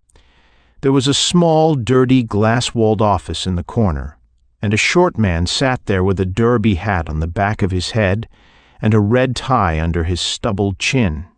He was whittling tobacco into the palm of his hand. I said, "You the dispatcher?" "Yeah. I'm looking for one of your drivers," I said. "Name of Tom Snade." He put down the knife and the plug and began to grind the cut tobacco between his 2 palms. "What's the beef?" he asked cautiously. "No beef. I'm a friend of his." "More friends, huh? He works nights, mister, so he's gone, I guess." 1723 Renfrew. That's over by Gray Lake. I said, "Thanks. Phone?" No phone. I pulled a folded city map from an inside pocket and unfolded part of it on the table in front of his nose. He looked annoyed. "There's a big one on the wall," he growled, and began to pack a short pipe with his tobacco. "I'm used to this one," I said. I bent over the spread map, looking for Renfrew Street. Then I stopped and looked suddenly at the face of the man in the derby. "You remembered that address damn quick," I said. He put his pipe in his mouth, bit hard on it, and pushed 2 quick fingers into the pocket of his open vest. "Couple other mugs was asking for it a while back." I folded the map very quickly and shoved it back into my pocket as I went through the door. I jumped across the sidewalk, slid under the wheel, and plunged at the starter. "We're headed," I told Bernie Oles. "Two guys got the kid's address there a while back. It might be." Oles grabbed the side of the car and swore as we took the corner on squealing tires. I bent forward over the wheel and drove hard. There was a red light at Central. I swerved into a corner service station, went through the pumps, popped out on Central, and jostled through some traffic to make a right turn east again. A colored traffic cop blew a whistle at me, and then stared hard as if trying to read the license number. I kept on going. Warehouses, a produce market, a big gas tank, more warehouses, railroad tracks, and 2 bridges dropped behind us. I beat 3 traffic signals by a hair and went right through a 4th. 6 blocks on, I got the siren from a motorcycle cop. Oles passed me a bronze star, and I flashed it out of the car, twisting it so the sun caught it. The siren stopped. The motorcycle kept right behind us for another 12 blocks, then sheared off. Gray Lake is an artificial reservoir in a cut between 2 groups of hills on the east fringe of San Angelo. Narrow but expensively paved streets wind around in the hills, describing elaborate curves along their flanks for the benefit of a few cheap and scattered bungalows. We plunged up into the hills, reading street signs on the run. The gray silk of the lake dropped away from us, and the exhaust of the old Marmon roared between crumbling banks that shed dirt down on the unused sidewalks. Mongrel dogs quartered in the wild grass among the gopher holes. Renfrew was almost at the top. Where it began, there was a small, neat bungalow in front of which a child in a diaper and nothing else fumbled around in a wire pen on a patch of lawn. Then there was a stretch without houses. Then there were 2 houses. Then the road dropped, slipped in and out of sharp turns, went between banks high enough to put the whole street in shadow. Then a gun roared around a bend ahead of us. Oles sat up sharply, said, Oh, that's no rabbit gun," slipped his service pistol out and unlatched the door on his side. We came out of the turn and saw 2 more houses on the downside of the hill, with a couple of steep lots between them. A long gray car was slewed across the street in the space between the 2 houses. Its left front tire was flat, and both its front doors were wide open, like the spread ears of an elephant. A small, dark-faced man was kneeling on both knees in the street beside the open right-hand door. His right arm hung loose from his shoulder, and there was blood on the hand that belonged to it. With his other hand, he was trying to pick up an automatic from the concrete in front of him. I skidded the Marmon to a fast stop, and Oles tumbled out. "Drop that, you!" he yelled. The man with the limp arm snarled, relaxed, fell back against the running board, and a shot came from behind the car and snapped in the air not very far from my ear. I was out on the road by that time. The gray car was angled enough towards the houses so that I couldn't see any part of its left side except the open door. The shot seemed to come from about there. Oles put 2 slugs into the door. I dropped, looked under the car, and saw a pair of feet. I shot at them and missed. About that time, there was a thin but very sharp crack from the corner of the nearest house. Glass broke in the gray car. The gun behind it roared, and plaster jumped out of the corner of the house wall, above the bushes. Then I saw the upper part of a man's body in the bushes. He was lying downhill on his stomach, and he had a light rifle to his shoulder. He was Tom Snade, the taxi driver. Oles grunted and charged the gray car. He fired twice more into the door, then dodged down behind the hood. More explosions occurred behind the car. I kicked the wounded man's gun out of his way, slid past him, and sneaked a look over the gas tank. But the man behind had had too many angles to figure. He was a big man in a brown suit, and he made a clatter running hard for the lip of the hill between the 2 bungalows. Oles's gun roared. The man whirled and snapped a shot without stopping. Oles was in the open now. I saw his hat jerk off his head. I saw him stand squarely on well-spread feet, steady his pistol as if he was on the police range. But the big man was already sagging. My bullet had drilled through his neck. Oles fired at him very carefully, and he fell, and the sixth and last slug from his gun caught the man in the chest and twisted him around. The side of his head slapped the curb with a sickening crunch. We walked towards him from opposite ends of the car. Oles leaned down, heaved the man over on his back. His face in death had a loose, amiable expression, in spite of the blood all over his neck. Oles began to go through his pockets. I looked back to see what the other one was doing. He wasn't doing anything but sitting on the running board, holding his right arm against his side and grimacing with pain. Tom Snade scrambled up the bank and came towards us. Oles said, "It's a guy named Poke Andrews. I've seen him around the pool rooms." He stood up and brushed off his knee. He had some odds and ends in his left hand. "Yeah, Poke Andrews. Gun work by the day, hour or week. I guess there was a livin' in it for a while." "It's not the guy that sapped me," I said, "but it's the guy I was looking at when I got sapped. And if the redhead was giving out any truth at all this morning, it's likely the guy that shot Lou Harger." Oles nodded, went over and got his hat. There was a hole in the brim. "I wouldn't be surprised at all," he said, putting his hat on calmly. Tom Snade stood in front of us with his little rifle held rigidly across his chest. He was hatless and coatless and had sneakers on his feet. His eyes were bright and mad, and he was beginning to shake. "I knew I'd get them babies," he crowed. "I knew I'd fix them lousy bastards." Then he stopped talking and his face began to change color. It got green. He leaned down slowly, dropped his rifle, put both his hands on his bent knees. Oles said, "You better go lay down somewhere, buddy. If I'm any judge of color, you're going to shoot your cookies." Chapter 10. Tom Snade was lying on his back on a day bed in the front room of his little bungalow. There was a wet towel across his forehead. A little girl with honey-colored hair was sitting beside him, holding his hand. A young woman with hair a couple of shades darker than the little girl's sat in the corner and looked at Tom Snade with tired ecstasy. It was very hot when we came in. All the windows were shut and all the blinds down. Oles opened a couple of front windows and sat down beside them, looked out towards the gray car. The dark Mexican was anchored to its steering wheel by his good wrist. "It was what they said about my little girl," Tom Snade said from under the towel.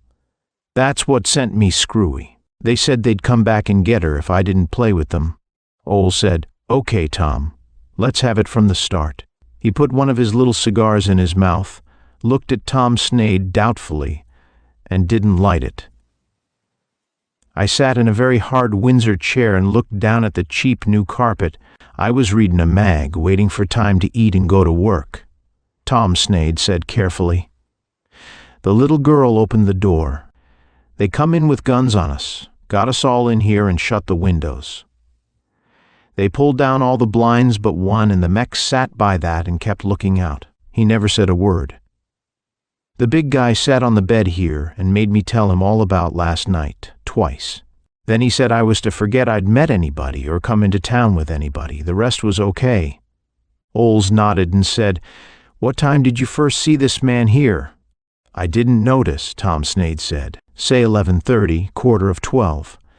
I checked into the office at 1:15 right after I got my hack at the Carillon. It took us a good hour to make town from the beach. We was in the drugstore talkin' say 15 minutes, maybe longer. That figures back to around midnight when you met him," Oles said. Tom Snade shook his head and the towel fell down over his face. He pushed it back up again. "Well, no," Tom Snade said. "The guy in the drugstore told me he closed up at 12. He wasn't closing up when we left." Oles turned his head and looked at me without expression. He looked back at Tom Snade. "Tell us the rest about the two gunnies," he said. "The big guy said most likely I wouldn't have to talk to anybody about it. If I did and talked right, they'd be back with some dough. If I talked wrong, they'd be back for my little girl. Go on, Oles said. They're full of crap. They went away. When I saw them go on up the street, I got screwy.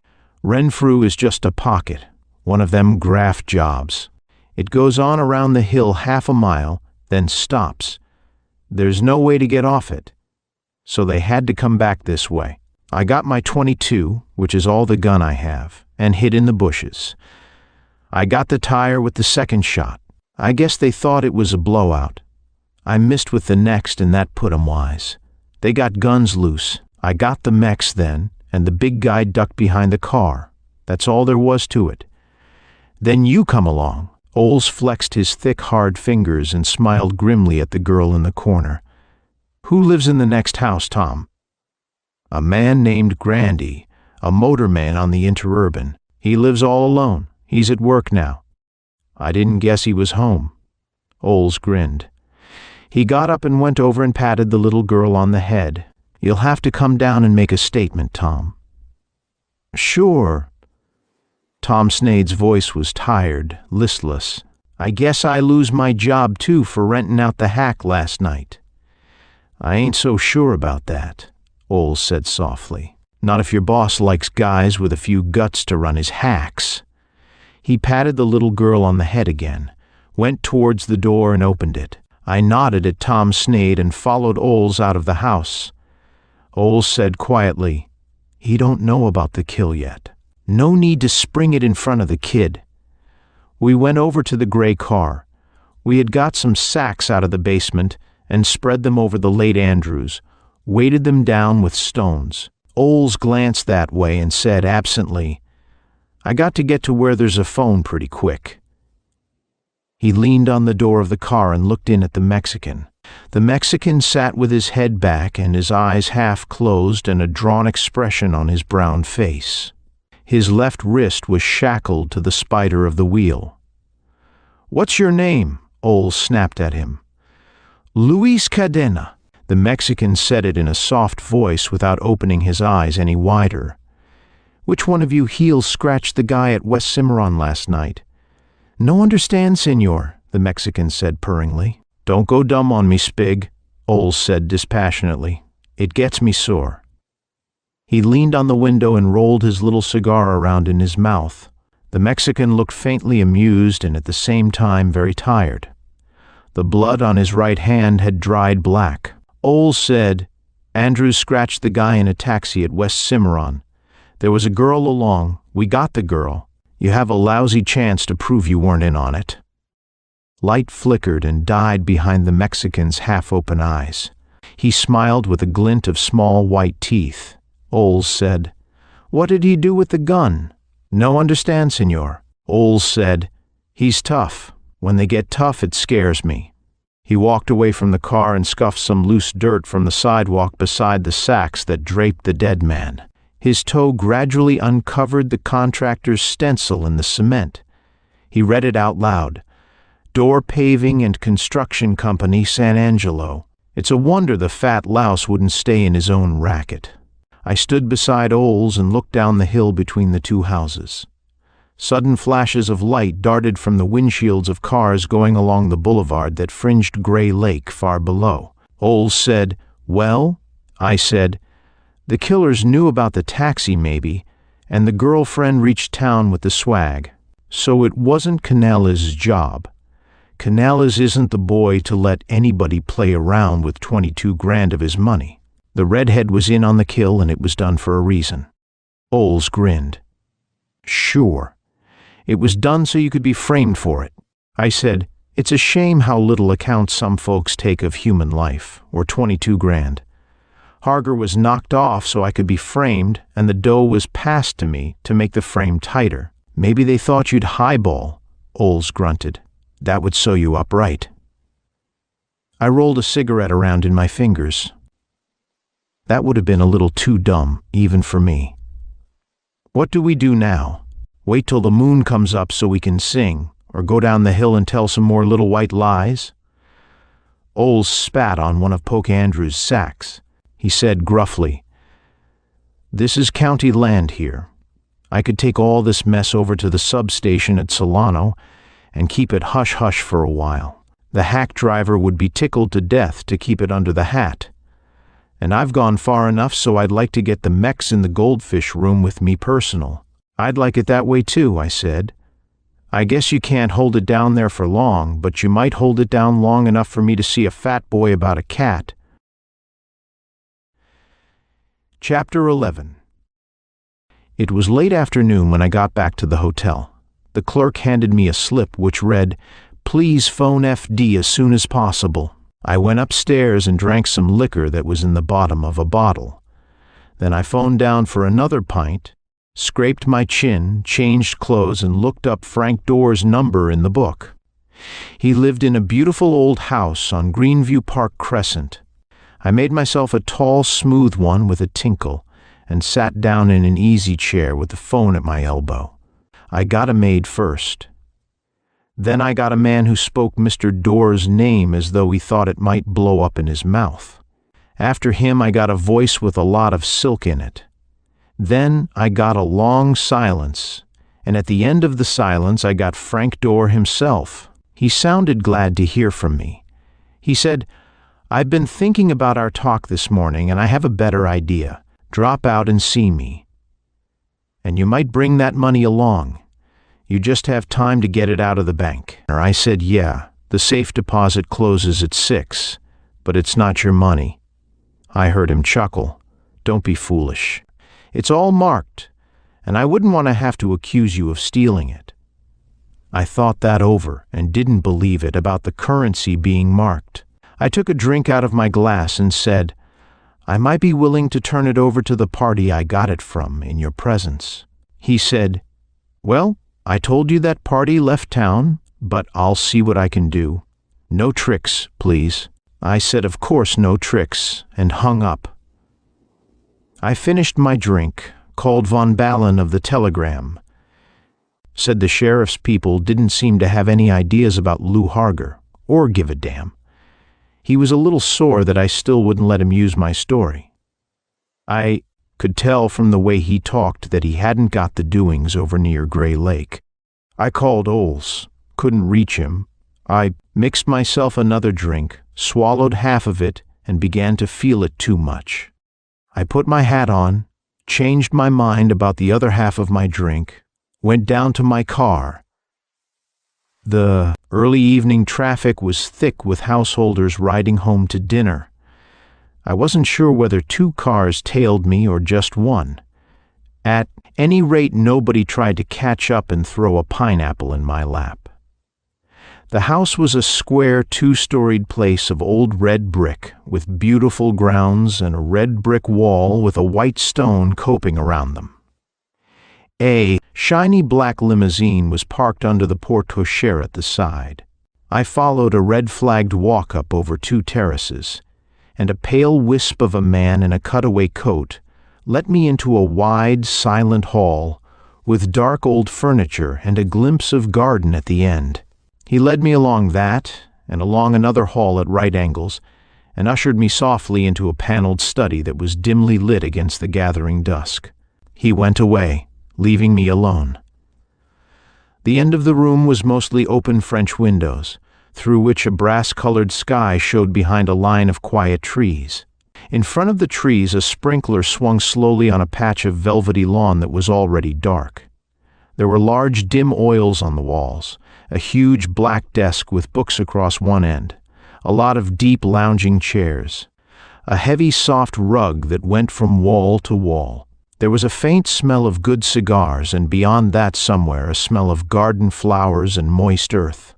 The door opened, and a youngish man in nose glasses came in, gave me a slight formal nod, looked around vaguely, and said that Mr. Dorr would be there in a moment. He went out again, and I lit a cigarette. In a little while the door opened again and Beasley came in, walked past me with a grin and sat down just inside the windows. Then Dorr came in, and behind him Miss Glenn. Dorr had his black cat in his arms, and 2 lovely red scratches, shiny with collodion, down his right cheek. Miss Glenn had on the same clothes I had seen on her in the morning. She looked dark and drawn and spiritless, and she went past me as though she had never seen me before. Dorr squeezed himself into the high-back chair behind the desk and put the cat down in front of him. The cat strolled over to one corner of the desk and began to lick its chest with a long, sweeping, businesslike motion. Dorr said, well, here we are, and chuckled pleasantly. The man in the cutaway came in with a tray of cocktails, passed them around, put the tray with the shaker down on a low table beside Miss Glenn. He went out again, closing the door as if he was afraid he might crack it. We all drank and looked very solemn. I said, "We're all here but two. I guess we have a quorum." Dorr said, "What's that?" sharply, and put his head to one side. I said, "Lou Harger's in the morgue and Canales is dodging cops. Otherwise we're all here, all the interested parties." Miss Glenn made an abrupt movement, then relaxed suddenly and picked at the arm of her chair. Dorr took 2 swallows of his cocktail, put the glass aside, and folded his small, neat hands on the desk. His face looked a little sinister. "The money," he said coldly. "I'll take charge of it now." I said, "Not now or any other time. I didn't bring it." Dorr stared at me and his face got a little red. I looked at Beasley. Beasley had a cigarette in his mouth and his hands in his pockets and the back of his head against the back of his chair. He looked half asleep. Dorr said softly, meditatively, "Holding out, huh?" "Yes," I said grimly. "While I have it, I'm fairly safe. You overplayed your hand when you let me get my paws on it. I'd be a fool not to hold what advantage it gives me." Dorr said, "Safe?" with a gently sinister intonation. I laughed. "Not safe from a frame," I said. "But the last one didn't click so well. Not safe from being gun-walked again. But that's going to be harder next time, too. But fairly safe from being shot in the back and having you sue my estate for the dough." Dorr stroked the cat and looked at me under his eyebrows. "Let's get a couple of more important things straightened out," I said. "Who takes the rap for Lou Harger?" "What makes you so sure you don't?" Dorr asked nastily. "My alibi's been polished up. I didn't know how good it was until I knew how close Lou's death could be timed. I'm clear now. Regardless of who turns in what gun with what fairy tale, and the lads that were sent to scotch my alibi ran into some trouble." Dorr said, "That's so?" without any apparent emotion. "A thug named Andrews and a Mexican calling himself Luis Cadena. I dare say you've heard of them." "I don't know such people," Dorr said sharply. "Then it won't upset you to hear Andrews got very dead and the law has Cadena." "Certainly not," Dorr said. "They were from Canales. Canales had Harger killed." I said, "So that's your new idea. I think it's lousy." I leaned over and slipped my empty glass under my chair. Miss Glenn turned her head towards me and spoke very gravely, as if it was very important to the future of the race for me to believe what she said. Of course Canales had Lou killed. At least the men he sent after us killed Lou." I nodded politely. "What for? A packet of money they didn't get? They wouldn't have killed him. They'd have brought him in, brought both of you in. You arranged for that kill, and the taxi stunt was to sidetrack me, not to fool Canales' boys." She put her hand out quickly. Her eyes were shimmering. I went ahead. I wasn't very bright, but I didn't figure on anything so flossy. Who the hell would? Canales had no motive to gun Lou, unless it got back the money he had been gypped out of. Supposing he could know that quick he had been gypped. Dorr was licking his lips and quivering his chins, and looking from one of us to the other with his small, tight eyes. Miss Glenn said drearily, "Lou knew all about the play. He planned it with the croupier, Pina. Pina wanted some getaway money, wanted to move on to Havana. Of course Canales would have got wise, but not too soon, if I hadn't got noisy and tough. He got Lou killed, but not the way you mean." I dropped an inch of ash off a cigarette I had forgotten all about. "All right," I said grimly. "Canales takes the rap, and I suppose you two chiselers think that's all I care about. Where was Lou going to be when Canales was supposed to find out he'd been gypped? He was going to be gone, Miss Glenn said tonelessly, a damn long way off, and I was going to be gone with him. I said, Nertz, you seem to forget Eno Wailu was killed. Beasley sat up in his chair and moved his right hand rather delicately towards his left shoulder. This wise guy bother you, Chief? Dorr said, Not yet. Let him rant. I moved so that I faced a little more towards Beasley. The sky had gone dark outside and the sprinkler had been turned off. A damp feeling came slowly into the room. Dorr opened a cedarwood box and put a long brown cigar in his mouth, bit the end off with a dry snap of his false teeth. There was the harsh noise of a match striking, then the slow, rather labored puffing of his breath in the cigar. He said slowly through a cloud of smoke, Let's forget all this and make a deal about that money. Manny Tinnan hung himself in his cell this afternoon. Miss Glenn stood up suddenly, pushing her arms straight down at her sides. Then she sank slowly down into the chair again, sat motionless. I said, Did he have any help? Then I made a sudden sharp movement and stopped. Beasley jerked a swift glance at me, but I wasn't looking at Beasley. There was a shadow outside one of the windows, a lighter shadow than the dark lawn and darker trees. There was a hollow, bitter coughing plop, a thin spray of whitish smoke in the window. Beasley jerked, rose halfway to his feet, then fell on his face with one arm doubled under him. Canales stepped through the windows, past Beasley's body, came 3 steps further, and stood silent, with a long, black, small-calibered gun in his hand, the larger tube of a silencer flaring from the end of it. Be very still, he said. I am a fair shot even with this elephant gun. His face was so white that it was almost luminous. His dark eyes were all smoke-gray iris, without pupils. Sound carries well at night out of open windows, he said tonelessly. Dorr put both his hands down on the desk and began to pat it. The black cat put its body very low, drifted down over the end of the desk and went under a chair. Miss Glenn turned her head towards Canales very slowly, as if some kind of mechanism moved it. Canales said, Perhaps you have a buzzer on that desk. If the door of the room opens, I shoot. It will give me a lot of pleasure to see blood come out of your fat neck. I moved the fingers of my right hand 2 inches on the arm of my chair. The silenced gun swayed towards me and I stopped moving my fingers. Canales smiled very briefly under his angular mustache. You are a smart dick, he said. I thought I had you right, but there are things about you I like. I didn't say anything. Canales looked back at Dorr. He said very precisely, I have been bled by your organization for a long time, but this is something else again. Last night I was cheated out of some money, but this is trivial too. I am wanted for the murder of this Harger.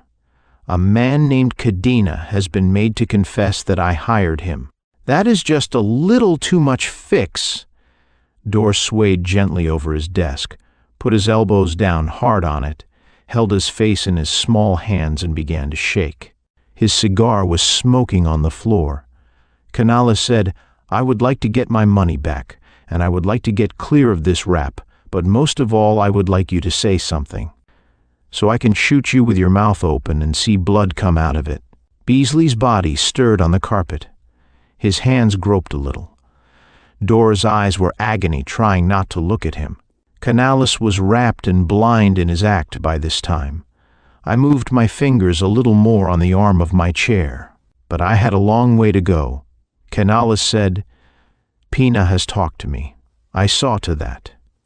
You killed Harger because he was a secret witness against Manny Tinnan. The DA kept the secret, and the dick here kept it. But Harger could not keep it himself. He told his broad, and the broad told you. So the killing was arranged, in a way to throw suspicion with a motive on me. First on this dick, and if that wouldn't hold, on me. There was silence. I wanted to say something, but I couldn't get anything out. I didn't think anybody but Canales would ever again say anything. Canales said, You fixed Pina to let Harger and his girl win my money. It was not hard because I don't play my wheels crooked. Dorr had stopped shaking. His face lifted, stone white, and turned towards Canales, slowly, like the face of a man about to have an epileptic fit. Beasley was up on one elbow. His eyes were almost shut, but a gun was laboring upwards in his hand. Canales leaned forward and began to smile. His trigger finger whitened at the exact moment Beasley's gun began to pulse and roar. Canales arched his back until his body was a rigid curve.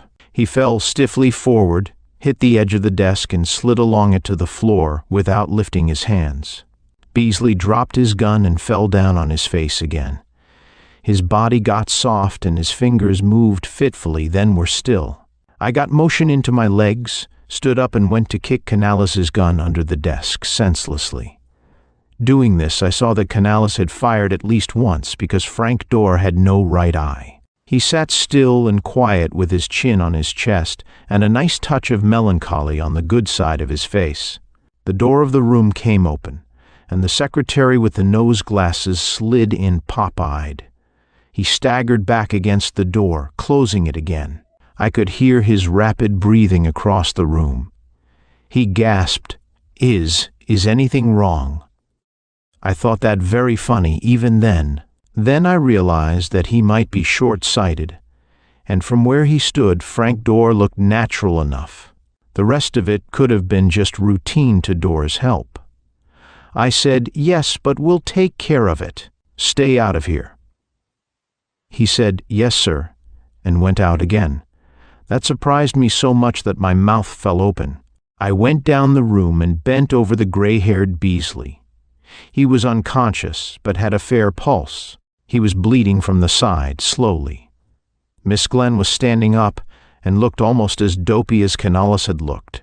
She was talking to me quickly, in a brittle, very distinct voice. I didn't know Lou was to be killed, but I couldn't have done anything about it anyway. They burned me with a branding iron, just for a sample of what I'd get. "Look," I looked. She tore her dress down in front, and there was a hideous burn on her chest, almost between her two breasts. I said, "Okay, sister, that's nasty medicine, but we've got to have some law here now and an ambulance for Beasley." I pushed past her towards the telephone, shook her hand off my arm when she grabbed at me. She went on talking to my back in a thin, desperate voice. I thought they'd just hold Lou out of the way until after the trial, but they dragged him out of the cab and shot him without a word. Then the little one drove the taxi into town, and the big one brought me up into the hills to a shack. Dorr was there. He told me how you had to be framed. He promised me the money if I went through with it, and torture till I died if I let them down. It occurred to me that I was turning my back too much to people. I swung around, got the telephone in my hand, still on the hook, and put my gun down on the desk. "Listen, give me a break," she said wildly. Dorr framed it all with Pina, the croupier. Pina was one of the gang that got Shannon where they could fix him. I didn't. I said, "Sure, that's all right. Take it easy." The room, the whole house, seemed very still, as if a lot of people were hunched outside the door listening. "It wasn't a bad idea," I said, as if I had all the time in the world. Lou was just a white chip to Frank Dorr. The play he figured put us both out as witnesses. But it was too elaborate. Took in too many people. That sort always blows up in your face. "Lou was getting out of the state," she said, clutching at her dress. He was scared. He thought the roulette trick was some kind of a payoff to him. I said, "Yeah," lifted the phone and asked for police headquarters. The room door came open again then, and the secretary barged in with a gun. A uniformed chauffeur was behind him with another gun. I said very loudly into the phone, "This is Frank Dorr's house. There's been a killing." The secretary and the chauffeur dodged out again. I heard running in the hall. I clicked the phone, called the telegram office, and got von Ballen. When I got through giving him the flash, Miss Glenn was gone out of the window into the dark garden. I didn't go after her. I didn't mind very much if she got away. I tried to get Oles, but they said he was still down at Solano, and by that time the night was full of sirens. I had a little trouble, but not too much. Fenweather pulled too much weight. Not all of the story came out, but enough so that the city hall boys in the $200 suits had their left elbows in front of their faces for some time. Pina was picked up in Salt Lake City. He broke and implicated 4 others of Manny Tinnen's gang. 2 of them were killed resisting arrest, the other 2 got life without parole. Miss Glenn made a clean getaway and was never heard of again. I think that's about all, except that I had to turn the $22,000 over to the public administrator. He allowed me $200 fee and $9.20 mileage. Sometimes I wonder what he did with the rest of it. End of Fingerman by Raymond Chandler.